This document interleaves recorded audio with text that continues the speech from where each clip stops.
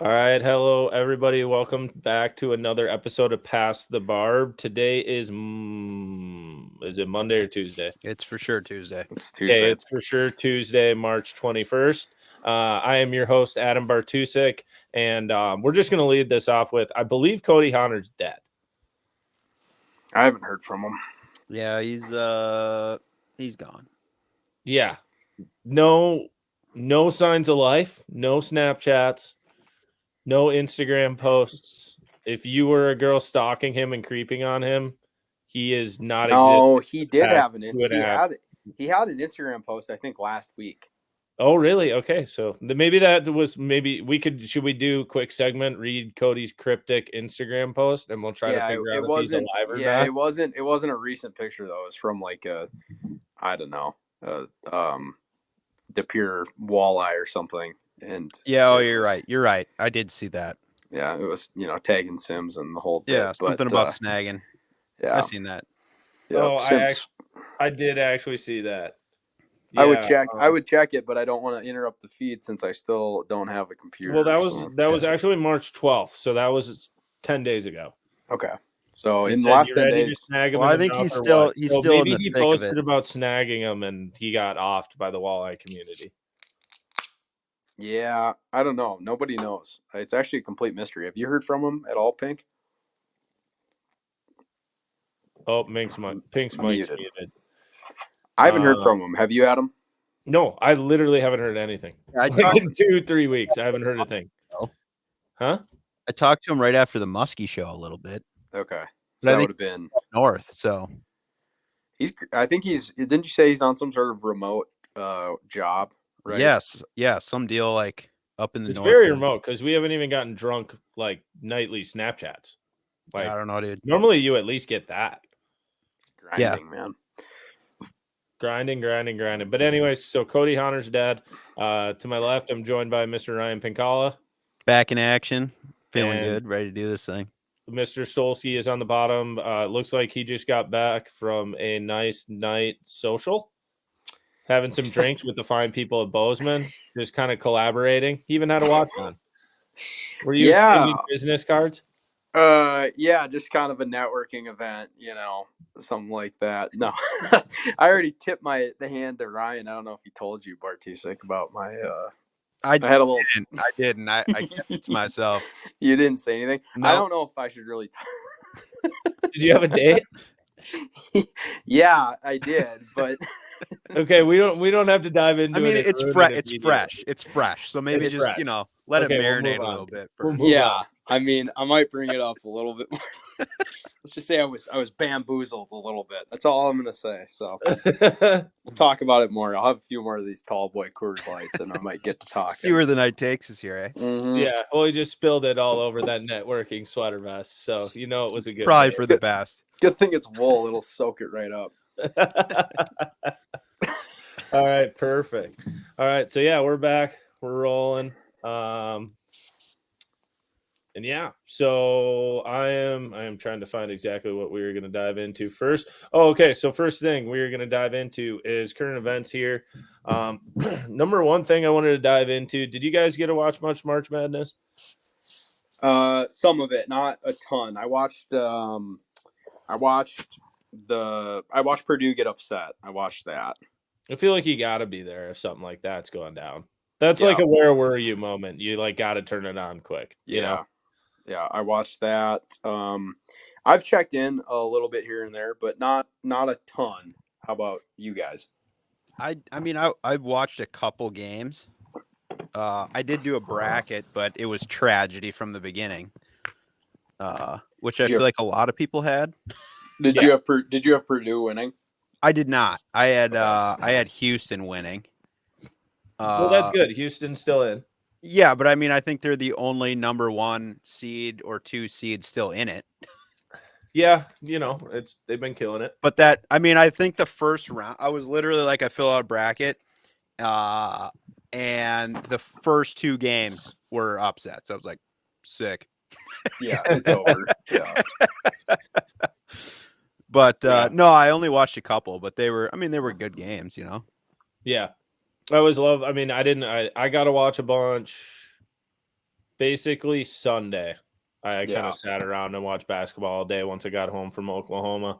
But other than that, I didn't really get to watch any. Like the Airbnb I was staying at didn't have cable really. We somehow got into like a Roku live stream for free one night for like an hour, but didn't really get to watch much. And honestly, it was kind of a disappointment for me. I always loved the opening weekend of March Madness. Like for me, it's just a 4-day stretch where I have an excuse to just lay on my couch and do nothing. Like I like watching basketball. So for me, like it's a highlight every year of just like I'm going to kick back and just literally do nothing. So I didn't get to watch much, but this next weekend with the Sweet 16, I'm sure I'll watch a bunch. Definitely. Just to kind of get back into it. But I always love March Madness. It's always fun. But yeah, speaking of that, I mean, do you guys have anything else going on current event wise? Ryan, what do you got going? Not too much. I've been just rampage buying fishing stuff the past like 5 days. So that's, fun. Yeah, all of a sudden you see in the weather forecast like all the highs are mid 40s, and you're like, oh my god, the ice is gonna melt. Yeah, so I'm just like buy. So I don't know. Just felt right, so I went for it. That river's got to be close. It's not. That's the problem. Really? Yeah. So. Because I've heard there's other tributaries of said river that are currently like damming up pretty hard with ice chunks right now. Don't give it away, Bart. Easy. Yeah, chill out. Yeah. I think by this weekend it might be doable, but we'll see. Yeah, it's gonna be close. Yeah, this week should, and there's rain tonight, so I mean that'll go fast. There ain't much snow left in southern Minnesota. Like when I drove back up, I was like, there ain't no snow here. I don't know what everybody's talking about. Yeah. I think they were talking about like around at least the metro, like 5 inches of snowpack, and then like there's Duluth's like 30 still, but yeah, there'll still be a lot of water coming down the river. So yeah, we're gonna lose a lot in the next week and a half. But yeah, no, I feel that it's like, oh my god, open water is gonna be here. I just can't wait to see. Like, dude, that was being down south. Like the best part was just driving around and seeing grass. Oh, right on. Just like not snow piles and stuff. Like I'm just so excited for that up here. Getting back up here for that stunk. But Will, current event wise, what do you got going on other than just getting back from a date? Well, I'm back in Montana now. I think the last time we recorded, I was still in. Was I still in Idaho? Yeah. Last week would have been in Idaho, right? I think you might have just got back, honestly. I think you said you just left or something. No, I think you had said you were in your last week in Idaho last week. Yeah, maybe. Yep. I got back to Montana on Thursday of last week, so I think that would have been post. But yeah, back in Bozeman. Nice to be back. Now I got a little time off before I start working again. About second week of April, I'll kick back up in Montana and start that deal. But yeah. Did you end up solidifying your housing situation? Yes, I think so. I love how he's like, yes, solidified, maybe. Yeah, no, I'm fairly certain. I shouldn't say fairly. I'm about 199%. I've got a place for April, and then my summer place or whatever starting May 1st is like locked in. I finally got pictures of it today. So it's humble, but it's good enough. It's nothing fancy, but it'll work for sure. So I actually went up there in that area and fished this weekend on Saturday and Sunday, and fishing was decent. It was nice. I got a new drift boat maybe about a month ago, and I haven't had it in the water yet. So got that out. Everything worked. I mean, a drift boat's pretty basic, right? There's no motor, so there's not a lot that you have to worry about mechanically, but it floated. There's no leaks, so that was all good. And yeah, did a little fishing, caught some fish. It wasn't spectacular, but it was it was good weather, 40 degrees, and yeah, it's nice to be back. So kind of getting back into the swing of fly fishing trout as opposed to what I was doing, fishing steelhead. It's an adjustment for sure. The fish are a lot smaller, a little more finesse in this trout. Are you doing any spin fishing right now, or are you just straight up fly rod? Yeah, just straight fly rod. I'll do a little bit of walleye fishing though in about probably about a month's time, I would say. Probably end of April, early May. Get into some of that kind of pre-spawn, spawn walleye time, and get after them a little bit and try to kill a whole bunch. I did do a little bit of did we talk about this? I did some walleye fishing in Idaho. I don't think so. No, haven't heard So- of walleyes. Only have heard of trout from you for the. I mean, past- I saw one harvest pic, but I didn't Yeah, hear this- anything about it. This is where it's from. So this is pretty good. People get a kick out of this. So I had a day off out in Idaho, and they fish for walleyes on the Snake River. And there's a huge walleye population there, but they're an invasive species. Okay, so there's no limit. There's no slot. There's no limit. It's There's no kill limit it. on walleyes. No, Yeah, no. a way lot out of the there. western states are like that. Yeah, Huh, they're invasive. okay. So like the Columbia River's the same way. There's no limit. Oh on yeah, I walleyes. suppose that Columbia is like that. Yeah. Yep, because they're invasive and they eat the salmon and steelhead, smolt, and whatever. But so we had a day off, and guys for Travis, he's like, "Let's go walleye fishing." And I was like, "Fuck yeah, I want to do it." Because I'd heard how they were killing them. They were catching like 80, 90 fish a day, and killing them all. so I was like, "Yeah, dude, I want to get in on this. I'd like to fill the freezer a little bit." So we went out there and we didn't kill 90. We kept 35, I think, but we were catching them. Between how many people? 2. That's so Dang it. awesome. Yeah, but but you're catching them, dude. We were fishing 75 to 100 feet of water, Shit. 3/4 ounce jigs on their heads. It took longer to drop it down than it took to get hooked up. Yeah, that's wicked. And they were all small. They were all between. Quite honestly, between 10 to 15 inches. Okay. Some of them So are just very little small. sandwiches. Yeah, little males, but yeah, man, whacked the shit out of them. I was like, this is all. I was like, dude, if I lived here, I'd do this, once a month and just stock. Yeah, that's all Load you up, need. right? Yeah, exactly. But cleaning that many fish, I forgot how long that takes. That was kind of a pain. But yeah, it was cool. I mean, and they have better fishing as far as size goes in the spring. It's similar to fishing in the Midwest where as they move up to spawn, you get a mix of females and stuff, and then they're not keeping those little fish in the spring because obviously they're shallower, so they're not dying. We had to keep every fish we caught, but yeah, it was a mega harvest for sure. So that was nice to do something different aside from as much as I enjoy steelhead fishing. It's nice to break it up. Yeah. How are the river flows out there right now? You guys still got a bunch of snow melting off, or what's the deal? It really hadn't started yet when I was still out there. It was still cold enough where the clear water had kind of maintained about what it's been the whole time I fished it. And same with the snakes. It's pretty low, honestly. Yeah. It looked like south of you, dude, there's like an insane amount of snow still, like getting down towards like Colorado and stuff. Yeah. Like they had a freaking year, dude.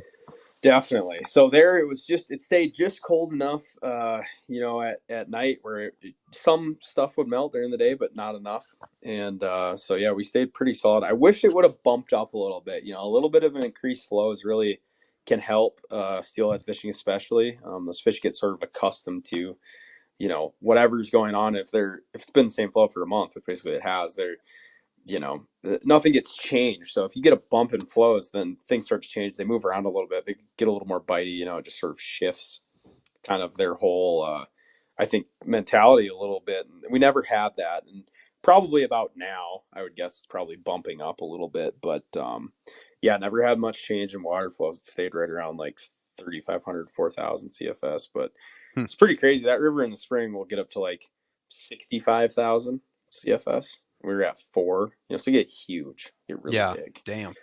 But yeah, it's I guess to recap, good to be back in Montana. I'm moving here in the next week, I guess, or week and a half. So just kind of enjoying these last couple days before I have to buckle down and start really packing up stuff. So yeah, that'll be fun. Always moving. Right? Yeah, nothing better than moving. Everybody can relate to that. It's the absolute worst thing of all time. So the good thing about a move, and I think you guys probably agree with this, is that you go through all your stuff and you get rid of a lot of things that you don't need. Yes. Right. Yeah, I need to do that in a bad way, dude. And I've kind of, I've started doing that already as far as just clothes and, all that stuff. Yeah, just clothes you never wear and just stuff. Yeah, you order through. Yeah, brought a bunch of stuff to Goodwill already. So, yeah, that part's good about it. But the rest of it, can fuck right off. I'm not excited about it. But, oh, well, is what it is. Well, at least once you move to the next place, you can probably just like leave it packed, right? Till you get to the That's the second one. Yeah, I got a storage unit actually in Helena, so that's where the vast majority of my stuff is going to go, is to that storage unit. So, yeah, I'm not even really going to unpack much, just some clothes and whatnot. So, bring some clothes and a computer, and well, I don't have it. Yeah, he doesn't even have to worry about that. So. Yeah, I don't got it. I'm still. Yeah, we're still working on the computer situation. Yeah, it just hasn't been a real pressing need, honestly, but I should get one, I guess. He's got bigger fish to fry, you know. Yeah, I got you. Well, yeah, current events for me. So I got back from Oklahoma.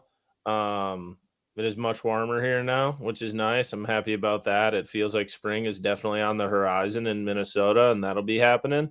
But yeah, I'm looking forward to kind of ending the ice season here, and just looking forward to some open water fishing. Oklahoma was fucking cold, man. It was really cold. It was really cold. The bite really sucked. And yeah, honestly, I'm happy to be home. So like last week when we were on, you kind of talked about I think that was day 1 of practice. So I guess what kind of progressed after that? Because you had, I think, 2. Yeah, so his mic just cut out. But so day 2 of practice, after the last podcast, literally the next morning, my third cast of the morning, I caught a 6-pounder. So I had an idea of an area of the lake I wanted to go to that I thought would be less volatile than everywhere else. So if you haven't been to Grand Lake, or any of those Ozark lakes, Grand specifically, Grand has a lot of Ozark characteristics to it, I would say, with bluff walls, and just your boat can be in 40 to 100 feet, and you can touch the shore with your rod tip. So you got a lot of changing depths. Well, there's certain areas of that lake that are much more moderate. They're a little more similar, I would say, to Midwest lakes, where there's areas that have creek channels and everything and dive, but it's much more flat, more pea gravelly and stuff. And I hadn't fished any of that day 1, and that's where I had kind of figured it would go down, but I wanted to check some other areas. So day 2 went out, made a couple casts on a point, caught a 6-pounder, was on an A-rig, was pretty pumped. Then I ran around a couple areas around there just to see if they were on anything different, because that was just it was pretty prototypical, man. It was like a secondary point with a channel swing that hits right up to it with a brush pile. You're like, okay, perfect respawn spot. Ran to a bunch of other type of staging areas, got 0 bites. Was like, maybe I should try that thing again just to make sure they're on it and it wasn't a rogue fish. Pull up to another secondary point with a channel swing on it with a brush pile about to hit it, throw up on there, 5-pounder, first cast. I'm like, okay, cool. This is what they're doing. This is very obvious that this is what they're doing. Well, with it being my first time of the year, I hadn't worked out the kinks of my equipment or anything really yet. So I was having some issue. I think my side imaging transducer broke over the winter, or just on the trip down or something. So I had no side imaging 2D or DI. I tried to figure it out for 2 or 3 days. So having that type of bite transpire and being like, oh, all I need to do is just go graph some points and get 100 brush piles lined up to go run. I wasn't really able to do that. So basically all of practice, I just put my trolling motor down on 8 to 10 and was just burning bank and shoreline, looking for any other stuff I could run into a fish on it. Ended up finding another pea gravel point that had a brush pile on it, caught a 4 out of it. So at that point I was like, I do not want to I don't even want to fish any of this stuff anymore, because I keep catching big ones and I know there's not a lot of them going around. So I just started burning a bunch of other stuff, and dude, I probably fished 200 to 400 docks in practice and in tournament. Maybe 500 or more. And I never got bit on a dock, not once. And that was going up behind them, pitching behind them, throwing a spinner bait around them, throwing an A-rig in front of them, square bill down the sides, anything. You name it, there was not fish on docks. I'm guessing that didn't play in the top 10 probably, eh? No, if you go to the FL, and that's the thing, dude, you go to the FLW, and this is what sucks is I definitely ran into the right pattern, and I didn't have enough to run to or anything when it came to it. So I like, if you look at the top 10 from that event, 9 out of the top 10 were throwing A rigs. And they're all like, yeah, secondary points with the channel swing. If it had a brush pile, even better. And I was like, yeah, no shit. That was pretty good in practice. But then like Mike McClellan was holding the rock crawler and a jerk bait, like sponsorship wise. And he was like, yeah, I catch them on my Spro mix stick and a Spro rock crawler. I caught like 2 of them like that. And then I ended up throwing an A rig over brush piles. It's like, yeah, like that's kind of what you had to do. But yeah, so I mean, for me, game day, I ran around for 2 days, and like, dude, it was literally, I mean, it's obviously super shitty feeling, but like, you go down south and you do the whole thing, and it can go bad, and that happens. But I've never had 2 days in a row where I literally just casted for 2 days and I never had a bite. Like, I never even had a bite. I didn't even swing a miss, didn't lose a fish, nothing. I just casted for a day and just all of a sudden reeled it in and was like, I guess I'll go home now. And I just drove back in. Yeah, like, didn't have one bite. And like, after 5 hours of throwing the rig, I was like, I don't know, maybe they went to docks. Went and fished like 300 docks. And I was like, man, guess they didn't go to docks. Like, one day I literally went to Wolf Creek for 3.5 hours and fished Wolf Creek, which anybody who's been to Grand knows that every single tournament on that lake runs out of Wolf Creek. And they release all the fish right there. There's normally 2 to 3 people in every single tournament who top 10 just not leaving Wolf Creek. And I went to fish in there for 3 to 4 hours because I was like, I got to run into one of these release fish. Never got bit. Like, I just fished for those days and never got bit. I mean, it sounds like you had one day where you kind of caught a few and thought you had something kind of going. So what made you want to do that? What made you want to fish that in practice?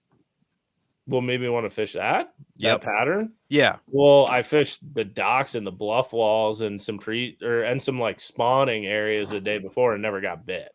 Mm-hmm. And then like the 49 to 50 degree water. It was kind of an area of the lake that I had heard tournaments in the previous 2 weeks had been won just in that region. And then when I got there too, like, it's just more homey. Like, it's not the bluff walls, right? Like, we don't have that in Minnesota. It's more long tapering points and stuff like that. Yep. So it was just more homey, and I don't know, it looked good. And like, it had life. That was the other thing. Like, I still had my live and my 360 up front. And like, I'd get to these areas of these secondary points and I'd see life. I'd see shad balls. I'd see stuff going on. Dude, 80% of that lake, bluff walls and stuff you go down, I never saw a thing. Not one piece of life anywhere. So just that general area of the lake, there was just a lot more going on.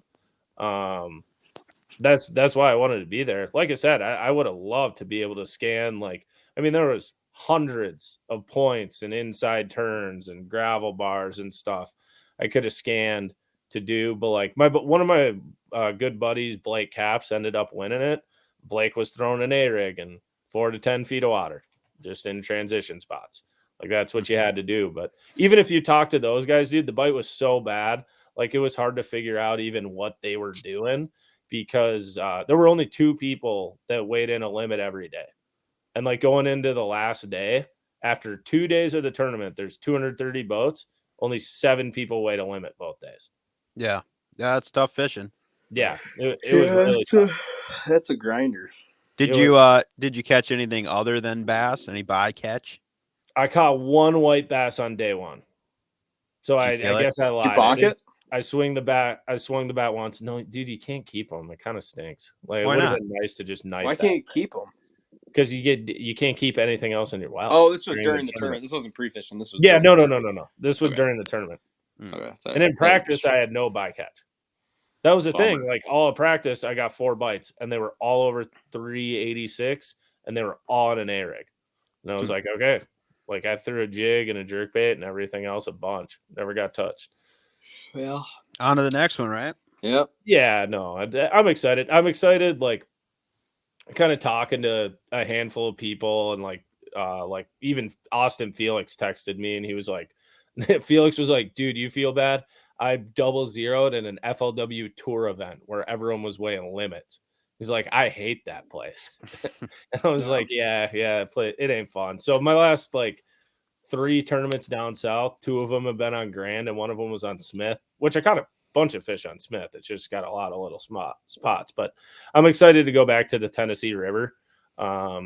Be there in like April, end of April. So it'll be like spring is bloomed, going into summer, gonna be warm, like Good looking chicks. Yeah. Yeah. It'll be a lot of stuff. Is that where the next one's at? Yeah, the next one's on Kentucky Barkley, and then like so I'll be in Kentucky Barkley until whenever I'm done with that event. So if I'm done on Friday, I'll leave on Friday night. But then that next one will be on Chickamauga from Tuesday to Thursday the next week. So nice. Yeah, I'm excited to go down to that Tennessee area. It'll be nice. Like I said, I like the TVA. It'd be nice. This was kind of like a tune-up, really. I mean, like you said, working the kinks out, making sure everything works. Obviously, some stuff didn't work, but yeah, like in all reality, and like now that I should have did this before. Like all the guys who go down south say this, but like I was dumb not to pull my boat out like 2 or 3 weeks earlier and just run down to Table Rock and drive around for a day or two, and just make sure everything worked. Yeah. So I was thinking about doing that. I ran out of time, kind of with work and stuff, but just making better. Yeah, not everybody can do that. That's not like, I wouldn't say that's a fault, it just is what it is. So I feel like that happens a lot though. I remember doing that in college where we'd like drive down to the first time we went to Kentucky Lake, we drove down there, put the boat in, wouldn't start, spent a whole day effing with that. But yeah, and then you just get thrown off kilter, and you're like, yeah, oh, dang, okay. Yeah, I had a good one actually this weekend, boys, getting this new drift boat out. So I'm this is on Saturday. Joe and I are out, whatever, fishing and stuff, and I like kind of row back up into like this deep water spot, like this big hole. Well, how those drift boats work, the anchor system is on basically the rope. I'll try to explain this best I can, but you're sitting in the rower's bench, right, where I am right now. Then your anchor line runs underneath the boat. There's like a little channel for the rope, right? And it runs underneath your feet up to the back of the boat where your anchor's hanging off, and it's hanging off of like a bar, basically. And then at your feet, there's this basically a pedal that you can hit with your foot, and that drops the anchor. So that releases the tension, right? So when you want to anchor, you just, boom, hit that lever, anchored. And you anchor a lot in a drift boat, obviously, because you don't have a motor. So pulling this spot, I hit the anchor, dude, hit it, and that line goes out so fast that before I know it, my anchor line is through my legs and going out the back of the boat. Oh, I didn't have enough anchor line. I hit I stomped the pedal, and I'm like sitting on the oars, I'm looking at Joe, and I look down, and I'm like, and I don't hear it hit, you can hear it thump. It's just going and rolling through. So I quick jump up, run to the back. I grab the line as we're floating away from it, hand line my anchor in. I'm like, all right, well, I guess I need more anchor rope. Yeah, no kidding. This isn't enough, but yeah, I almost lost I would have been able to get it, I think. But yeah, I almost lost my anchor. So like you said, working out the kinks, getting things going. Oh, yeah. And then we'll move on in a sec. But so day one, it was day one, I thought we were gonna get canceled. It was blowing 25 sustained out of the south on Grand. Which that lake's pretty windy, but basically the 2 open portions of it are extremely susceptible to a south wind. So I thought we were going to get delayed, especially because we were going to have thunderstorms at like 2. We didn't end up getting delayed. Kind of ended up being fine unless you were in certain parts of the lake. But speaking of that, I was boat 200 day one, and I was like, hey, I'm going to run up to, if Grand at all, I was going to run up to the Horse Creek Bridge. Horse Creek Bridge, probably about 4 or 5 miles of wide open nothingness leading up to it. It's on the North Shore. I was like, hey, I'm going to go start up around there. It's a pinch point. There's some fish around there. I'll go check it out. Run up there. The initial run out was fine-ish. Like, it was a little rough in spots, but, like, I got to the mouth of Horse Creek, and it was rolling pretty freaking good. And there was nobody in front of me, and I was boat 200. And, like, my co was looking at me, and he's like, man, he's a local. He's like, these are some of the biggest waves I've seen on Grand Lake. And I'm like, huh, okay. I'm like, it ain't that bad. It ain't Mille Lacs or Leech yet, but it's not great. So we kind of work our way doing like 20 to 30, just kind of weave in, go up past the island. I get up to the bridge and hit spot lock. And I'm like, man, bunch of pussies. There's nobody up here. And there wasn't. I was the only one there. So I started in my area anyways that I could see. So I cast it around for a bit. Didn't catch anything, obviously. So I was like, man, I'll go under the bridge, go up. Wind's starting to gas even more. I was like, God damn, this is getting rough up here. Like, it's really starting to blow into this bridge now. Well, we get to the other side of the bridge, and there's 2 other guys who had made the run up there, but they went way into the back to hide from the wind. And I was still just sitting kind of in the main part, but above the bridge. So once again, not as many waves. Well, after an hour, I looked at my co, and the wind had turned up to like where, when the trees are like swaying and you just swear you just hear a high-pitched whine all the time. There's just that much wind going. I was like, I looked at the co and I was like, man, we got to get out of here. Like, I don't feel very comfortable being up here. I think it's getting fairly dangerous, and I should probably make sure we actually get back safe. So he's like, yeah, good call. Let's, get back to the south shore, and we'll go fish down around there. So I start going to go under the Horse Creek Bridge. Like I said, if anyone listens to this, they know that bridge. Probably a 10 feet tall bridge, maybe 15. Like, it's tall. Like, if you're standing on your front deck, you raise up your arm, you ain't going to hit that thing. It's got plenty of clearance.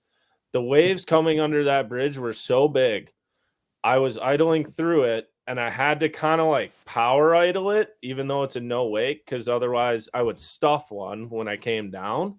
So I'm kind of power idling it, and I had one stand me up straight, and I almost ripped my trolling motor, the front of my boat, and my front graph stop coming back down, almost clipping the bridge.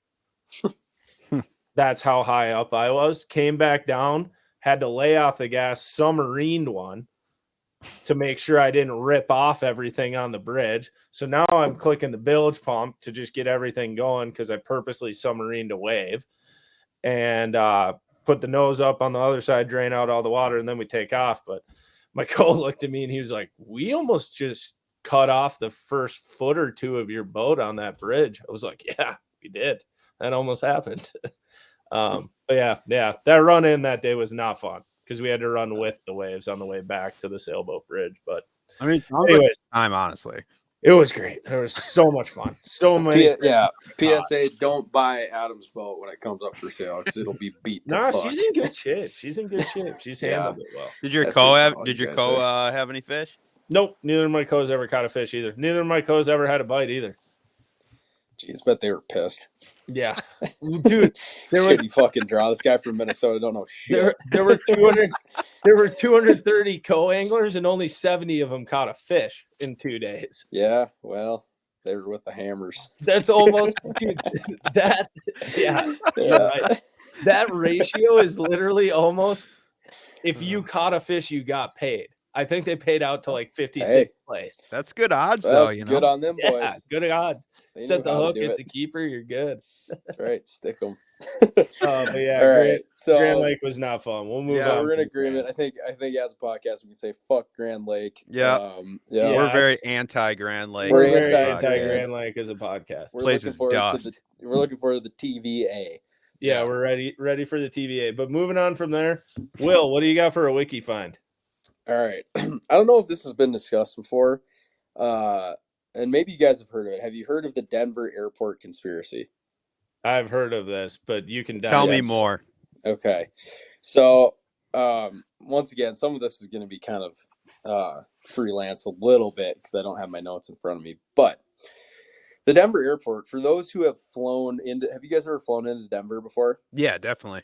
Yeah. So, like the Denver airport is not in Denver even. It's an hour north of Denver. It's like out in the middle of kind of nowhere. And when they built this airport initially, it went about $2 billion over budget. Really? $2 billion. I'm not talking like even though half of it just looks like a wall tent. Exactly. Right.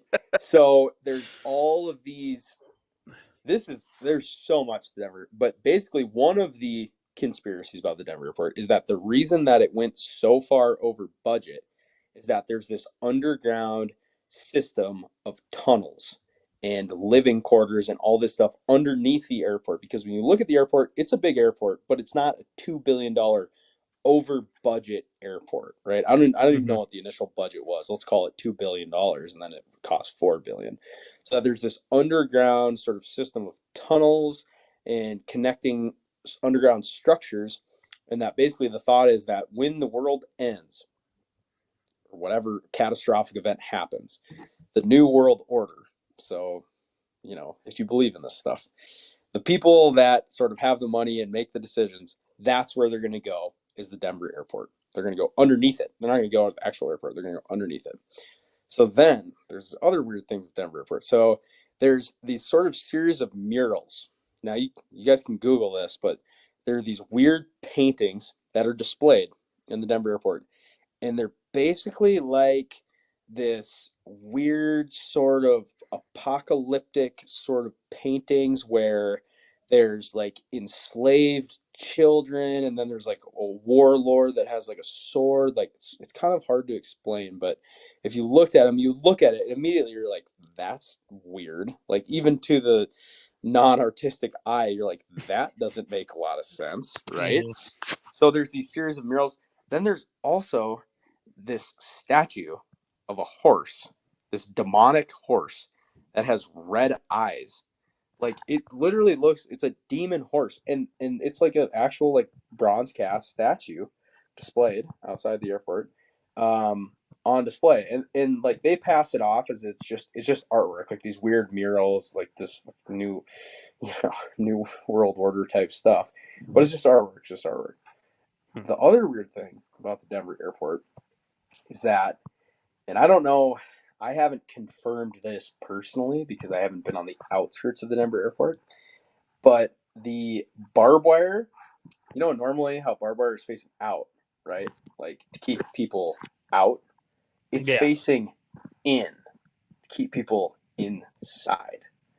So the theory on that is that when everything hits the fan and all these super mega rich people fly their jets into the Denver airport, all the rest of us plebes, the peasants, they're going to keep us inside there. And then, this isn't me talking, this is conspiracy theories. It's not, for a second there I got a little too real, that they're going to keep all the plebes inside the airport. They can't escape, so then they're the slaves of the masters of the New World Order as they live underground, and they have slaves. But that's sort of the extent of what I know about it in my slight amount of research. There's more kind of crazy stuff with the Denver airport, but something to keep an eye on. If you do fly into Denver, check out the murals. They're still on display, and the gargoyles and demonic horse heads and all that stuff. Obviously you can't go underground, but that's the theory, is the reason it went so far over budget is because of this underground sort of tunnel system world that's created under there. No one knows if that's true or not, but that's a pretty heavy wiki find. Yeah, that one is one that I've been. This one's long. Like if you look into it, you could spend several hours diving into different theories and everything. Here's my question though. So like all these conspiracy theories that are out there, and they're always like they got these murals and shit like that, right? Like, if that's really the route they're going, like, why did they bother painting these like cryptic ass pictures if they already know, like, yo, we're just gonna hide in the basement of this bitch? Right. And that's where I sort of have some trouble understanding. Like, if you really wanted this, like, sort of whatever Garden of Eden underground for these super rich, why would you tip your hand? That's what I'm saying. Like this is all like some national treasure type thing. Yeah, but I also think like there's something to like those people with ultra high egos and everything, or whatever it is, like they like to be like, oh, here's a clue. And like, you know what I mean? Like they like to play the game.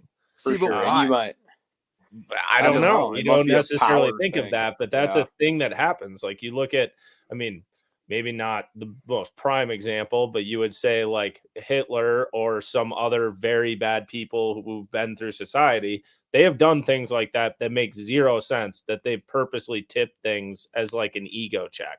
Right. of It's like, almost like a serial killer who like writes to newspapers, or like the Zodiac killer, or like the yeah, they leave BTK, clues. or like, They're yeah, like, they because they want to get want the found. attention. Now, Yeah. I don't know if that's really what's going on at the Denver airport. There's a lot going there, like you said, Adam. I mean, it's a mile long. This wiki is insane, and I barely scratched the surface, but it's something to look into. I mean, it's kind of crazy because it's like one of the busiest airports in the world too. I mean, it's a very busy. If anyone's flown there, it's huge. Um, Denver I'm not Airport. saying it's not legit. I'm just saying like Right. maybe Bill just got fired because he put up all the fucking barbed wire the wrong way. Right. You know? And Yeah, like I said, and I that don't. They're like, bro, we can't have that. Like, And you're like I what said, would you yeah. think if you're the random construction worker? You're the random Yeah. college kid who just showed up hungover for a whole summer hanging Right. barbed wire. Started You got tying in barbed fired wires, at you the did end it of the year all for the wrong hanging he's it way. the out. wrong He's way. out in like the fucking out in the wilderness out there. Just put Yeah. that fence Everybody's up. got all these conspiracy theories, and he's just sitting here like, these fucking idiots don't know I just drank a bottle of whiskey every night and came into work. I thought it like, went dude, that way. I was just He trying to got get it through done, the and they were summer. like, "Come on, dude. Like, we're not gonna fix it, but like, Yeah, we're Yeah, $2 it's billion good. over budget. We can't fix yeah, it." you're $2 Yeah, billion. we're 2 billion over budget. We can't fix it. Right. It's fine. It'll work. Yeah. Nobody will even know. Yeah, Right. Yeah, it's fine. Yeah. Then that Yeah. story comes out of it backward, and little Jimmy's Right. sitting there like, fuck. Right. They may have fixed that. Like I said, that part about it, I'm not entirely sure on, but the other stuff, the $2 billion over budget's confirmed, the mural's confirmed, the demonic okay. horse. But something to look into, something to check out. Get on the Google machine, have yourself. So if it hits the fan, get your ass to Denver then. Maybe Yeah, that's get your where ass down Hahner there. is. Maybe, dude. Get your Toyota Coma with your rod vaults and fucking drive on up there. Yeah. Get Tell you us some. what's under the Denver airport. We'd love to Yeah. hear from you. Yeah. All right. So moving on, that was a good wiki find. We'll keep diving into those. Those are always enjoyable. But so diving into this one, we're going back over to bass fishing. So this week is kind of the Super Bowl of bass fishing. It's a Bassmaster Classic. It's classic week, baby. It's a big classic week. Yeah, it's always a good time. 3-day event kicking off on Thursday, and I think it's on Thursday. Kicking off on Thursday in Knoxville, and we got to dive into some fantasy fishing stuff. We've been doing fantasy fishing this year. If you haven't joined our group, you need to. And we'll compete with each other. I still need to go through and figure out the exact scoring of where we sit at this moment in time, but we can run this one. I'll figure it out after this event. Kind of been all over the place lately, but I think we were deciding we were just going to do like a winner per one for our group. Yeah, we're gonna instead do of just like a season tally total. Yeah, no, we're gonna do like I just need to tally it up. We're doing golf scoring. So like if you take first at an event, you get 1 point. Second Yep. We're gonna do that. I just need to go through and do the actual scoring of it. But we're gonna dive into Knoxville. So I don't know. Do you guys want to do this first? Do you want to talk about the venue and the area first? Do you want to talk about your fantasy team first? Let's talk about our fantasy teams first. Okay. So fantasy teams first. All right, Pink, leading it off. Why don't you lead it off and kind of go through what you got going on? All right, so save the wait for later. Yeah. Okay. So basically, I went through. I felt like I got a pretty good roster here. If anybody else is doing it, there's a couple of buckets that are tough, just because a lot of people there's no history of them fishing like a bass event on this. Yeah, with place. the classic, you have a lot of people who qualify from like the Nation or the Team Series or Opens. Right. Like, there's a whole bucket of basically people who you don't really know. So I had my strategy was hopefully good, but I just went with people that I know have done well here, and then people that are just hot right now, because in fishing, momentum's everything. So I went. I'll just read my roster up here. So I got Gussie, John Cox, Bob Downey, Tyler Rivette, and I got Carl on E. Yeah, so that's a good roster. A couple of those are probably not super popular picks, but hard to argue with people that are hot right now. I mean, I didn't think that I was going to probably pick Rivette for a lot of stuff this season, but when you see the bucket he's in, it's kind of hard to pick against him right now. So Yeah, I like the Downey pick too because Downey is kind of a Mississippi River rat. He likes current and rivers, and he does really. If you look at his history with bass, he does really good events that are grinders. Like he always does good in grinder events, and this classic's probably going to be a grinder. yeah, he also did well in their last event there. So Yep, for sure. I like it. So I'll kind of dive into mine. I took a similar approach to Pink with like people who've done well here before, but I kind of divvied it up into shallow water versatile grinders and deep smallmouth live scopers. Because the last time, Christ, Oh my God, dude. you better win this Excel goddamn spreadsheet thing with going that too? answer. well, no, half of my picks are one, half are the other. Because the last time they were here, Gussie won on deep smallmouth looking We at live. got the shallow water grinders. And then I got a couple guys for shallow water if it's going to be a largemouth deal because I Hey, don't way to know if spread there's it out. enough Way to smallmouth spread in it there out. to divvy up over multiple days. That's called hedging. Yeah, way to go. Hedge yourself there. Yep. So bucket A, I got Gussie, and Nice. honestly, I'm really surprised that he only has 7.5% of the picks right now. That's pretty surprising to me, considering that he won by like almost maybe 10 to 20 pounds last time they were there. Dropped the hammer.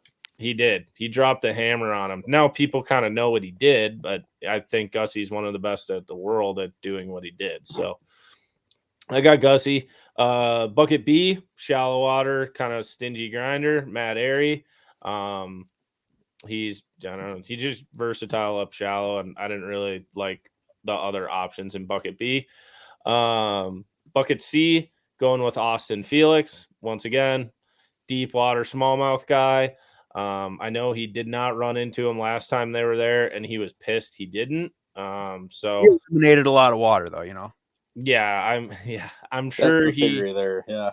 I'm sure he put in a lot of time graphing around. And then bucket D, I'm going another shallow water grinder. And Panger just had him on Bass Talk Live. He's arguably the most consistent person in the Bassmaster Elite Series the last 3 years. Last time they were there is actually one of the worst events he's had on tour, but I just don't think he'll have two bad ones. And that's Luke Palmer. He does really well up shallow when he's grinding. So I'm going with When Palmer. he's grinding up shallow, watch out for the palm, man. Yeah.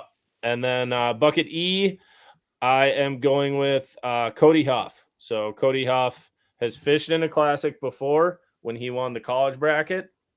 He didn't, I don't know how he did in his first classic, but he has the classic experience. Bucket E doesn't tend to have people who have classic experience in it. And honestly, I love Carl, and Carl's hot, but he had like 45% of the picks in that bucket, and I just couldn't warrant that big of a percentage to pick him. Gotta play the odds a little bit there for sure. Yeah, I was just like, I love Carl, and I think he'll do well, but that's way too many people picking one guy who isn't a local. Yeah, true. He's not a local to the body of water. So yeah, he's just fishing really well right now. You know, he is. He's fishing awesome, and he's fishing confident. It's his first classic, and I saw his like hummingbird video where he was like, I want to be the first guy. Like, I want to be the first guy to fish his first classic and win the classic, being international. And I was like, that'd be cool. Through my heart. Yeah, I love Carl. I like him too.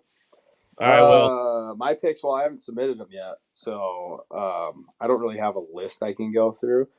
But basically just going off of your guys' picks, I like the Gussie pick a lot. I think I'll probably pick him.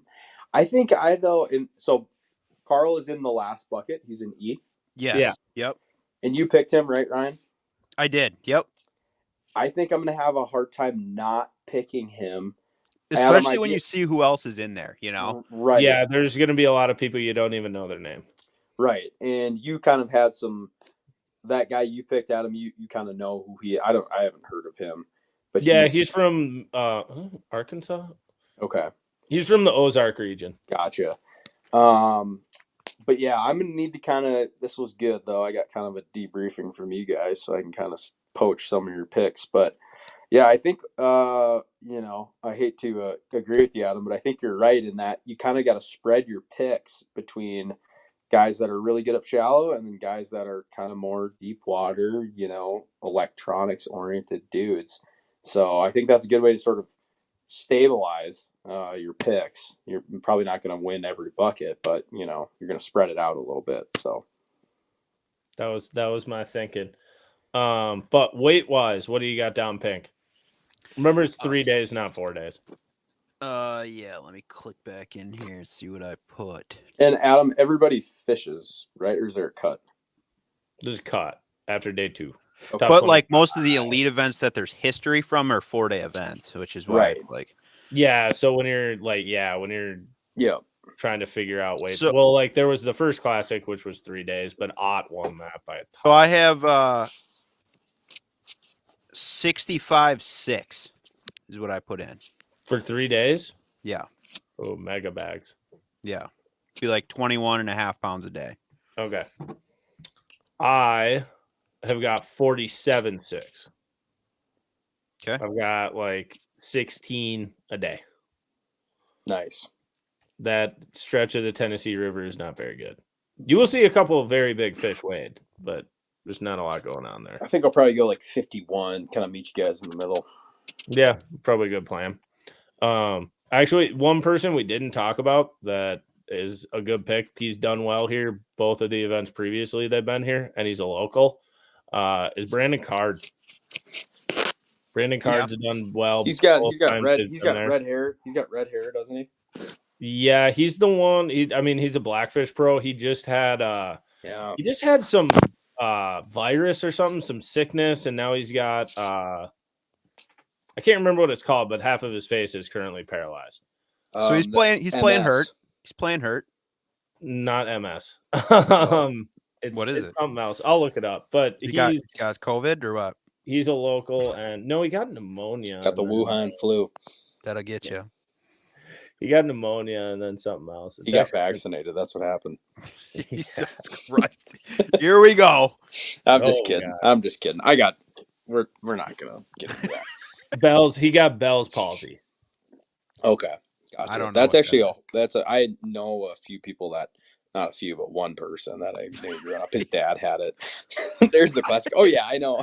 Dude, I got like 30 buddies. Yeah, I got like 65 buddies that all have Bell's palsy, and they still mob, dude. They still whack them. Yeah, they're good shit though. Good shit though. They catch them straight up.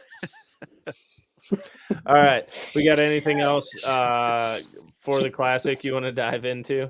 I don't think so. Okay. So I mean, I'm gonna try to watch as much of it as I can because I like the coverage of the classic more than like a lot of the other elite events. Yeah, I love the pageantry. Well, that and like during, like the live and everything, they always show like they have all these historic like clips, right? Of like all these past classics, which I think is super badass because it's kind of like every year you get to kind of see like the history of like the sport as it's evolving, which I think is really cool. I don't know like exactly how they're running it this year. I mean, I'm assuming because it keeps like getting bigger and better every time. So we'll kind of have to see how it goes, but yeah, no, I'm excited to watch. I mean, I think as far as like bass fishing for me, the one like derby that I've always paid attention to, I think the most, especially in the last like 3 or 4 years where I haven't paid a lot of attention to bass, it's the classic. I mean, it is the Super Bowl. It's the best coverage, the most up to date. So I'm excited for that for sure. Yeah. Well, and I think like even a lot of people, I mean, that don't really follow tournament bass fishing can get in with the classic, like it's just fun to watch and you're watching some really good anglers like do what they do. So yeah. And the weigh-in is awesome. And of course, like all the other stuff to go like the expo and all that. It's a cool, the whole thing is kind of awesome, so. I've never been to one, but I've never been to one either. Have you? Sounds like a blast though. Nope. Haven't been to one.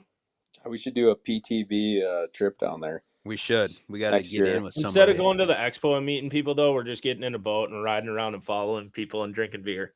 No, we're just going straight to the bar, dude. We won't even back the boat in. Forget that. Well, actually, we will go to the classic to just watch the classic in a bar in the town the classic's in. Yeah, we'll have I like that. We'll bring your We'll- boat. We'll bring your boat, Adam, for advertising. We'll get a Past the Barb wrap going next Yeah, year. Yeah, there we dude, go. we'll run a podcast right from the bar, dude. Yeah, live pod. We'll have like Be like, we're so here at many the fans. classic. Dude, it'd be unreal for us. it'll be like a Barstool event, like times a million. Like it's gonna be Could you insane. imagine our exposure? It'll be Unreal. nuts. Yeah. So if God, any of we our sponsors want to get in on that, like Yeah. feel free. Like Yeah. Send us a couple passes for the expo. We'll be down. yeah, we'll talk about it. We'll see what kind of monetary compensation we can get. So Yeah. So for okay, sure. since we were kind of gonna do a weigh-in about some like classic stuff, but I went through and I actually found some like cool like classic victories, I guess. Just that I'm gonna bring up because some of these I didn't even know about that are really badass. word. So like I don't know if Will, do you know much about like any of the historic tournaments that Bass did there or no? Like what ones could you? Well, just, like some of like the first classics that they had. You like talking in about the- when like they loaded up a certain amount of tackle, put them in an airplane, and Or flew yeah, them like where it was like they didn't even know. Okay, so like No, I didn't know OG this. classic, Okay. you know, number 1 or whatever. They didn't even tell anyone where they were fishing. Okay. So everyone just got on an airplane and they were like flying and they announced the like location on the plane. And then when they got there, they had like boats for everybody and like all that shit. Yes, actually, I do. I know very little about this, but I Okay, remember so seeing, like old I believe, clips. yeah, and so like the first one is on Lake Mead, and Okay. and so that was like the OG in 1971, and they ran it like that for a few years, I think, where they like It's so sick. didn't That's actually disclose anything, like badass. super badass. Dude, And, in terms of TV, like they make the expo and everything such a big deal now, but like with live coverage and television coverage, do you know how sick a classic now would be like that? Like Oh, if they yeah, were so people under wraps and they have everyone just meet at Birmingham Airport, get them on a plane, and you just see a live stream of all of a sudden someone popping on and being like, "All right, boys, this plane is heading over to Sam Rayburn," and Yeah. like half of the people are like, "No, yeah." yeah, and like not having any pre-fishing or anything like that would be just super cool. Like Yeah, just it'd be making guys unreal. go catch them. But Yeah. so yeah, they ran it for like that for a few years, and then you know, like if you go back through kind of the history of it, like you kind of see all these guys now that are kind of like legends of the sport that are kind of like not aging out, but they're like definitely past their prime, right? Yep. Yeah. That had these unbelievable careers and were just such hammers, like as everything was developing. Like you go back and see like Rick Klon winning, right? Mhm. Like he was the first guy to ever win back to back and then also win 4. Like that was before anybody was like doing anything. And then the only other person that's ever won 4 was KVD. And like he went 1976, 75 and 1976 back to back. And Wait, then what? KVD? No, he no, did Klon. Rick Klon. Oh, okay. I was like, And then- KVD. KVD wasn't even alive then. Yeah, Well- and then he won his first arguably. yeah, He's and like then he 4. won his 4th one in 1990. Yeah. So he Yeah. had 4 under his belt, and KVD didn't even like he finished his 4th in 2011. Mhm. So like it's still badass that they both done that, but he's like, you know, one of the first guys to do it, and now winning back to back has happened what, like 4 or 5 times now, where guys won back to back I classics. think it's 3. I think Jordan Lee did it.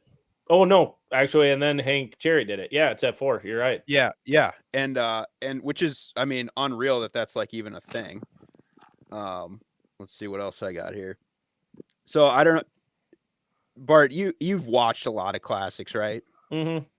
So I had a couple like notable ones that I think were like really cool, like for the sport, right? Like I think so I had in 2016 was when Edwin Evers won. Yeah, and that was that one. That was kind of that famous, shit. the first bass track or anything on, and the famous Yes. guy on the bridge yelling at Christy, "Edwin's got 29 up on the Elk River," and Christy Yes, just and freaked out and his just tires spun out. fell off, dude. Yeah, Yeah. immediately. That was the first tournament they ever had bass track on, and some guy comes over in a belt or boat or the bridge or whatever, and Yeah, I Edwin's think he got was 29 up standing the on a Elk. dock, like a Yeah. private dock, and he was fishing like right there, Yeah, which was unreal. So I mean, Could that you was imagine? Oh my And- God. yeah, in like a high pressure and he had them, dude. Like he was catching them, Yeah. Yeah. which was really badass. And they had so much live coverage on that. I remember that being like a really big deal when that went down. Let's see what else I got here. So this one, Brian Kerschel, you heard about this one? I think I have heard about it. So couldn't I'd remember. heard this name. I really wasn't familiar with like this story or anything. So he wins in 1994. Okay, he's the first guy to ever first guy to ever win the classic, qualifying through like the Bass Nation.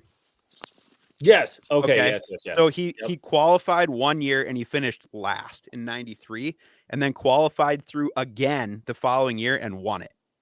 Okay. Dang. Which is pretty wild. And like, obviously he gained like a ton of like notoriety for that, but then he died in a plane crash like 5 months later. Oof. Isn't Yeah. that nuts, dude? Man. And that's the crazy. guy that started the whole like fish whistle thing. The fish whistle guy. Yes. I Yeah. knew there was. Yes. Okay. Awesome. Mhm. Yeah. So that's just like, I don't know, some kind of historic ones that were cool. And then the only other one that I had as being like super like notable or whatever was Casey Ashley winning it.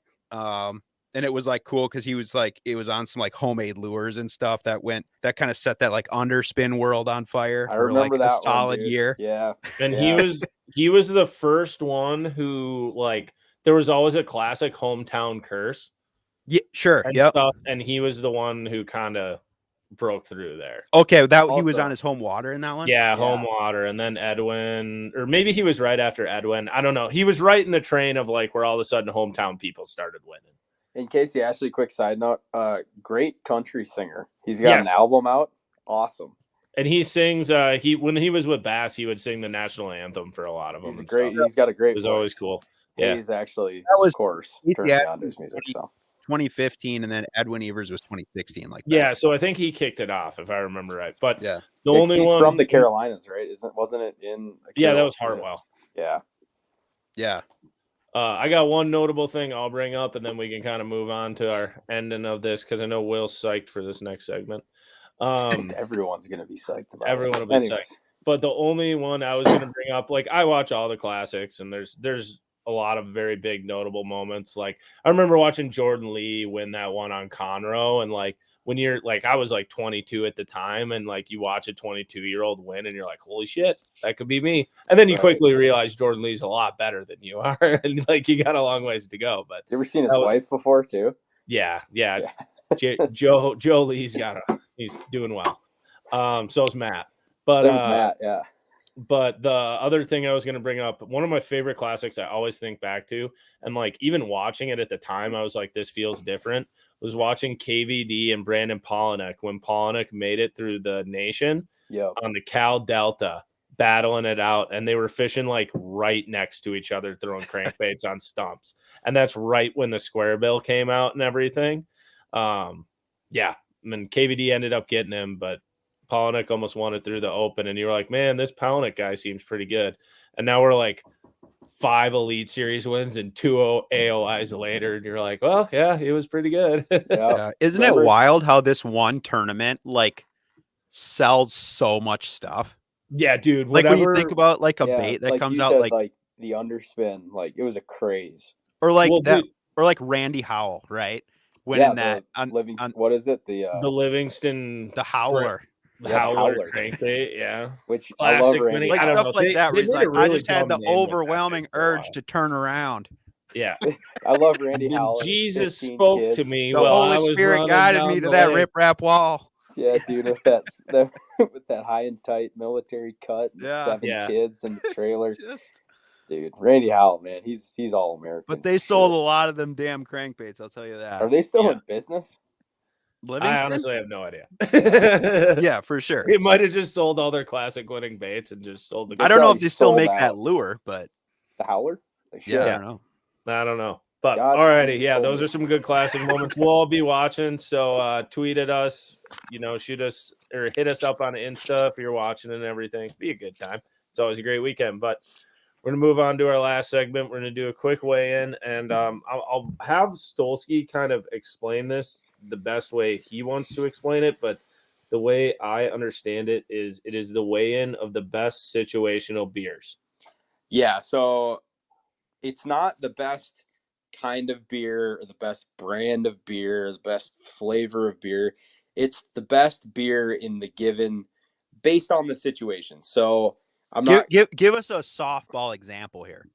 well, let's just say like a great softball one would be your first legal beer after you turn 21. Sure.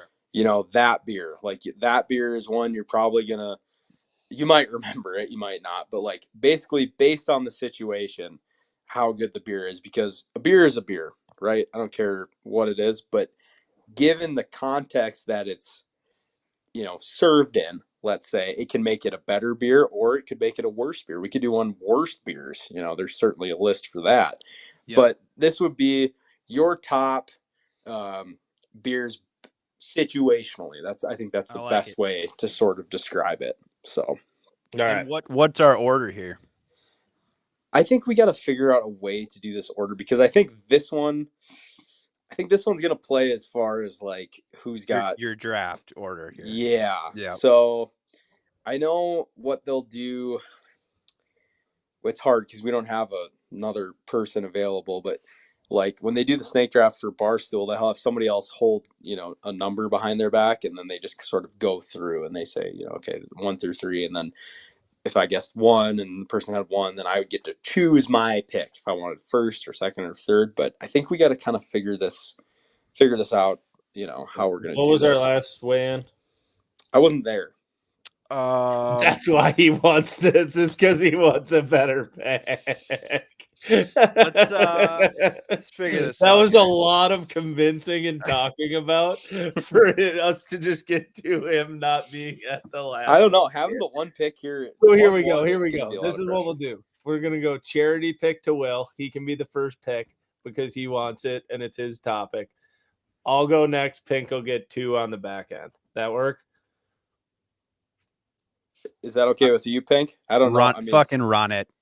Okay.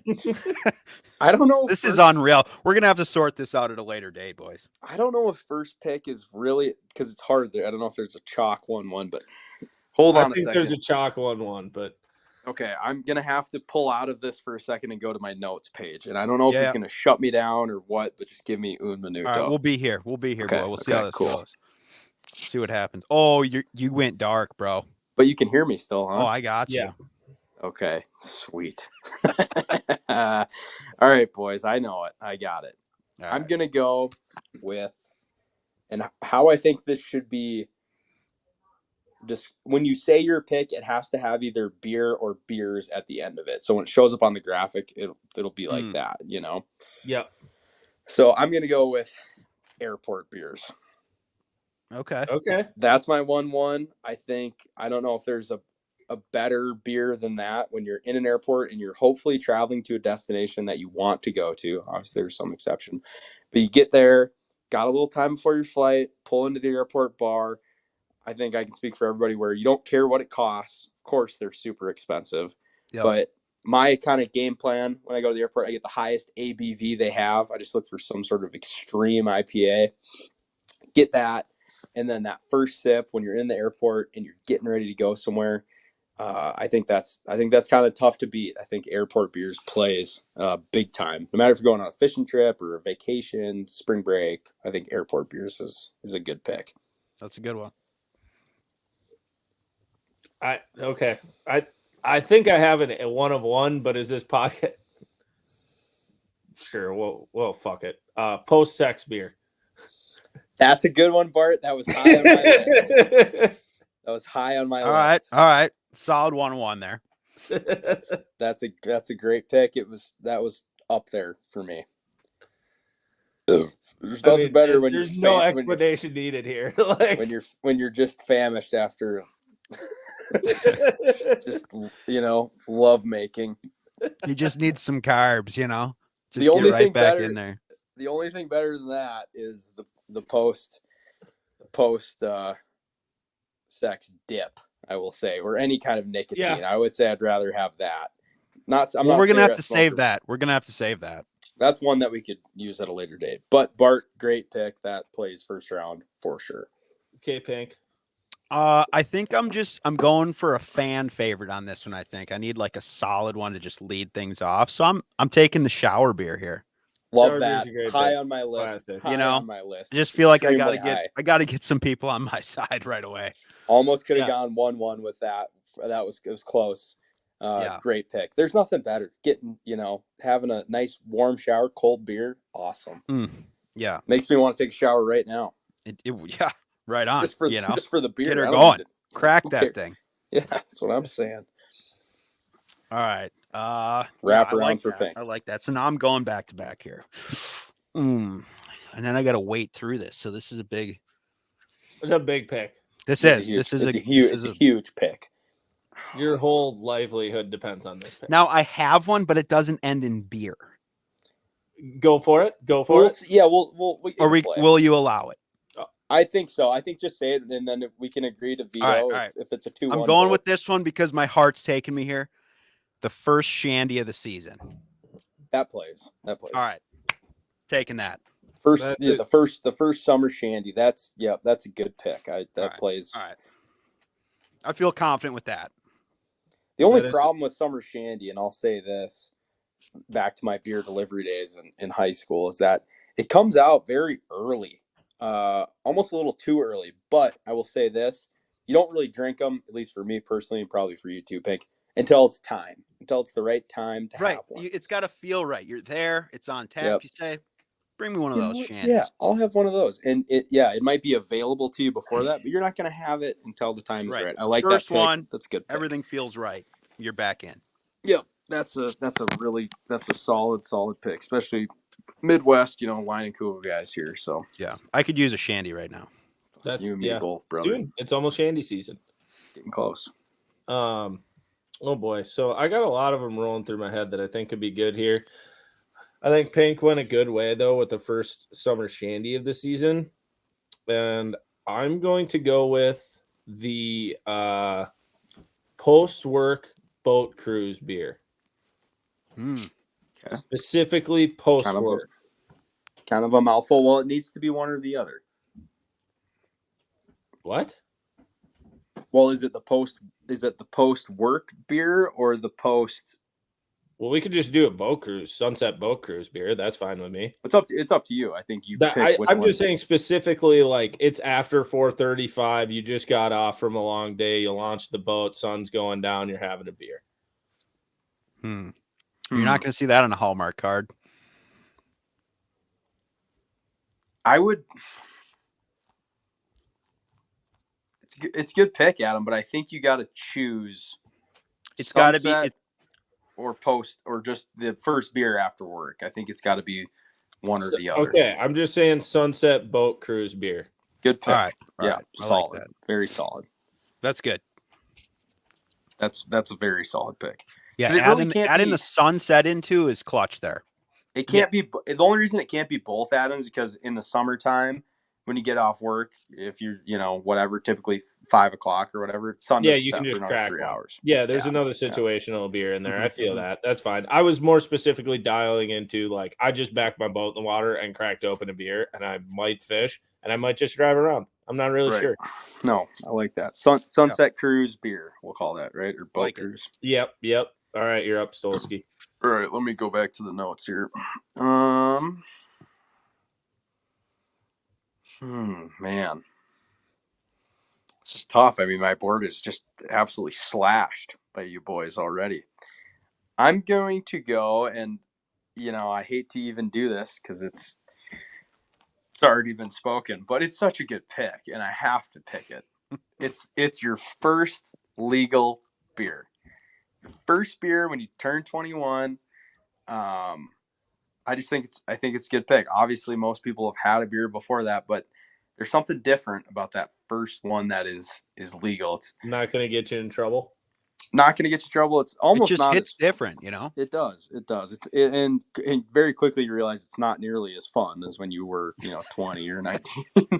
But that first legal beer, because you've had some and you like it and you're about it. Yeah, I'm gonna go first legal beer. I think that's gonna play pretty well in the graphic. So I like it. All right, you got one back to back, Will. So you're up again.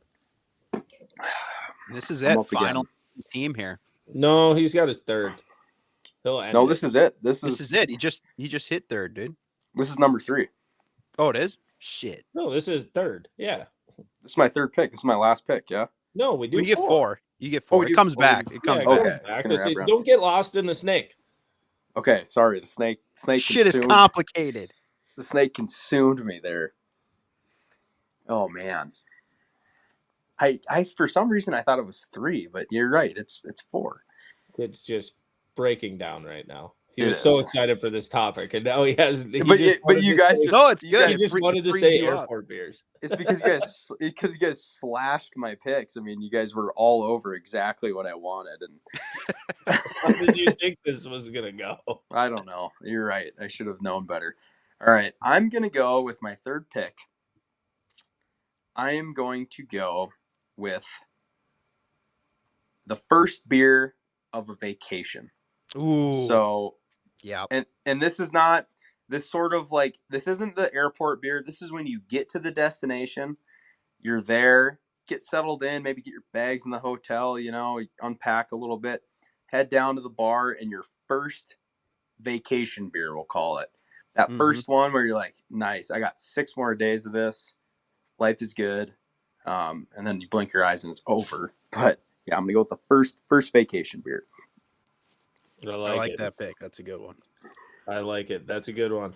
Oh boy.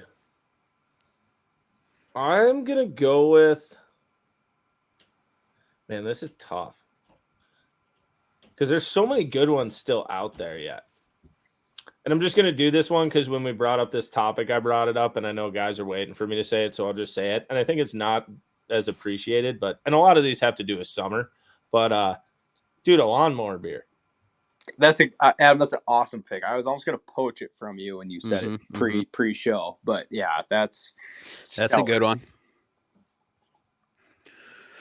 Just I don't know, riding around on the lawnmower, just listening to some music. You're just like having a beer. Yeah, feel like you're working, but you're not really working. So you got a cup holder mounted on that bad bitch or what? No, I think you just got a can koozie and you're kind of holding it, right? Right. Yeah, Just- right. just right crotch in it. your Or you lap. just shove it in your crotch when you got to turn. Yep. Yeah. Okay. You know, That's fair. or even if you got a push mower, it's a self-propel. You're just pushing it with your left hand, holding the beer in your right.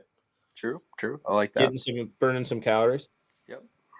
But all right, Pink, you got back to back. What do you got here?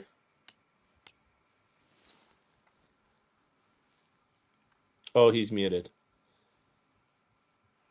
All He'll right. be back I'll get- momentarily. I'll get this out. I'm taking Victory beers for my numbers. That was going to be my other one. That's such a great pick. I mean, it's a classic, really. Yeah. So And I like how you have the S at the end of it. Victory beers. Yeah, Because you know definitely it's the first, but like there's a well, lot. yeah, it starts with one, but Yeah. Victory. Gotta have a few. So we're talking any kind of victory, whether it be your team winning or a personal victory, or That's kind of where I'm at with it. like you win a derby, or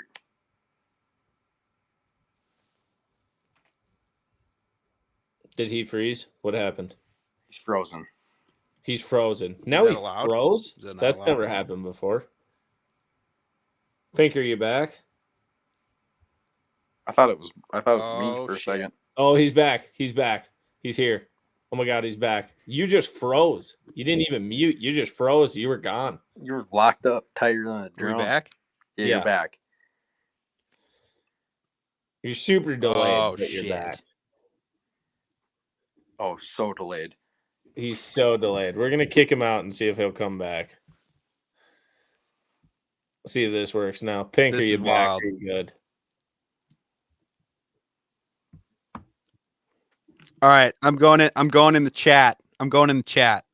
Okay, he's going in the chat. We'll just have to talk through his picks because he's so delayed right now. It's so bad. I thought that was better. It was a little bit better. How about this? Pink, are you there? Can you hear me? Are we Yeah. gone? This is not good. No, you're good now. Oh, now you're good. You just You're snapped good. in. You're fine. Hold No, on. Keep it rolling. I'm typing it in the chat. I'm typing it in the chat. I don't know what's going on. You just here. need to exit and come back in, and you'll be good. But he's not frozen anymore. He's fine. No, he's just delayed. He just needs to exit the stream and come back in. But I'm sure all of our podcast listeners absolutely love Pink's Wi-Fi. He's totally delayed again. How's he typing in the chat? I don't even see anything. We might just need to boost his picks. Well, do I just like go over him, or what do I do here? No, because okay, he's back. Can you hear us now? Can you hear me? yeah, you're good. It's good. delayed a little bit, but it's a lot better. Sorry, boys.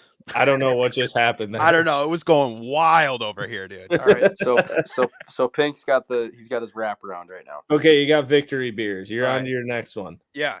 Okay. So close this thing out before I crash again. God, this is tough. God. I think I'm gonna have to take kind of an obscure one here, but it feels right. So I'm gonna say the pack out beer on this one. So this is just making it back to camp after a long pack out. I like that one. Dropping the pack. Yep. First beer in, baby. It might not resonate with a lot of people, but if you've been there, you know what I'm talking about. Yeah. If you know, you know there. That's a good one. That's a good one. I feel like we could go about 20 rounds on this one because I got at least 10 of them in my head again. But I feel like this one's just a layup, and I'm surprised that it took this long. I hope you don't pick what I want. 2 for 1. 2 for 1 beers. Oh, at the bar. Okay. That's the best beer. Of course. I like it. When you get Love there, it. you sit down, you're like, yeah, I'll take a Busch Light. And they're like, it's 2 for 1. So you're like, duh. I Happy think the hour. best part about 2 for 1s is when you didn't think it was going to be 2 for 1s. Yeah. Unexpected 2 for 1. Yeah. I think, Okay. yep. I could, am I allowed to put that one down? Am I Yes, allowed to put unexpected? yes. We'll allow that. Okay. Unexpected 2-fers. Unexpected 2 for 1 beers. Unexpected BOGOs. Yeah. That's a good one, Bart. I feel like that's a good one. Not necessarily like just having to do with outdoors or anything, but you just rolled into a bar. You're like, Hey, yeah, I'll we're take a beer. And they're we're like, just talking they bring you 2 and you're like, excuse me? And they're like, it's 2 for 1s. You're like, best day ever. You're like, holy shit, I just hit the lottery. Yeah. And there's signs everywhere that says 2 for 1s. And you just totally missed all of that. Yes, you're like, I had no idea. My sunglasses are still on, you know. Yeah. All right, Stolski, you got the last pick. All right. Connor's gonna be so pissed he missed this one. I'm sort of shocked that this one didn't get picked. And I actually just like kind of thought of it halfway through, but I'm ecstatic. I get this with the 4th pick, and I'm going with Roadies. Oh, on the number 4 pick too. I'm going with the Roadies. Roadie beers, Roadies. Call them what you want. I am in no way, shape, or form condoning drinking and driving, but a roadie beer, let's just say you're in the passenger seat for the sake of this. There's nothing better. I mean, it's the best. You know, you're leaving the boat launch, you know, and you got a designated driver, whatever. It's all hypothetical. I mean, right. This is all just sort of but I mean, there is few things better than setting down one in that cup holder and cracking it right there. And then, you know, cruising and keeping your eyes peeled, you know, watching out for oncoming traffic. Like, just general looking around. Right. Make sure you don't hit a deer. Yeah. Right. Scanning the horizon, making sure that you're in the clear for any kind of obstructions. Roadie beers, for sure, one of my personal favorites. And for anybody that has, partaken, I suppose, in a roadie.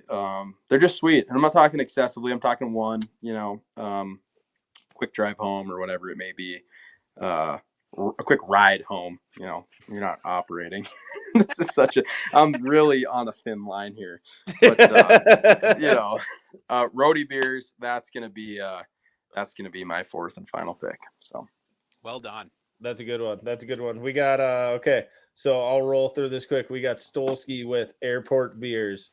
Your first legal beer, first beer on vacation, and roadie beers. I feel like that's pretty stacked. That's pretty. That I is think a I'm very gonna- good list. I'm gonna play well on the graphic. Bart has post-sex beer, sunset boat cruise beer, lawnmower beer, and unexpected 2-for-1 beers. Yeah, I mean Great- that's a great working fourth man's roster there. That's a blue collar order there, Bart. Yeah. It's a But the- blue collar roster, right Yeah, there. the fourth one though is awesome. The unexpected twofers. Everybody can agree. There's nothing better than they bring two and you're expecting one. You know. Yeah. Yep. And then we got Pink with good old shower beer, Awesome. the first summer shandy of the season, victory beers, and a pack out beer. I like it. That's a solid one. You got diversity in there, Pink. Yep. There's a I lot feel of like I'm different hitting a scenarios wide audience with that. I like for it. Yeah. sure. So then we are going to, we've said this before when we do weigh-ins, we'll post this graphic on social media. We want you all to chime in. We had a lot of people chime in on our last couple. So hopefully this one gets some people going. Really get some people, chiming in. And if you got any ideas for weigh-ins, let us know. But before we tune out for the night, do we have any honorable mentions that we missed that we feel like we need to mention? I had beers with, and I guess this sort of pertains to like guiding, but beers with cool clients. Like sometimes you get cool clients that'll take you out for beers after. That's kind of a cool deal. But the flip side of that is sometimes the non-cool clients want to get beers, and you just say no, I got too much to do. I'm busy, man. Busy. I I'm busy, think man. I think a great one is the first beer of a golf round. Like you pull up to the first tee and you crack it open and take that sip and you're like, all right, here we go, baby. Like golf cart beers. Yeah, I'm not a golfer, but I can get on board with that. Yep. yeah. That's a good one. That's a good one for sure. I had wedding beers.